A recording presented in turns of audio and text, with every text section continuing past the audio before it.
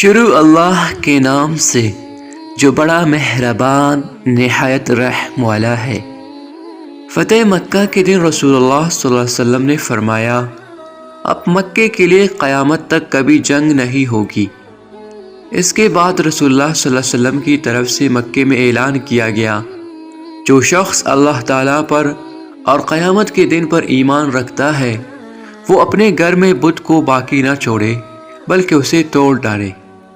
ابو سفیان کی بیوی ہندہ جب مسلمان ہو گئے تو اپنے گھر میں اس بت کی طرف بڑھے جو ان کا نجی بت تھا۔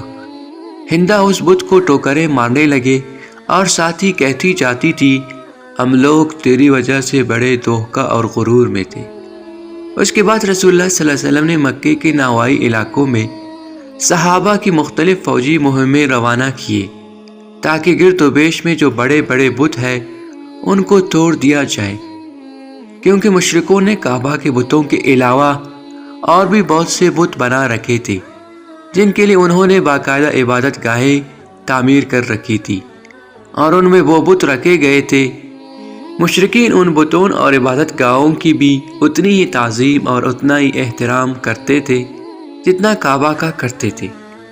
ان میں بھی وہ اسی طرح جانور قربانی کیا کرتے تھے جس طرح کعبہ کے لیے کرتے تھے، اور ان کا ابھی اسی طرح طواف کرتے تھے جس طرح کعبہ کا طواف کرتے تھے۔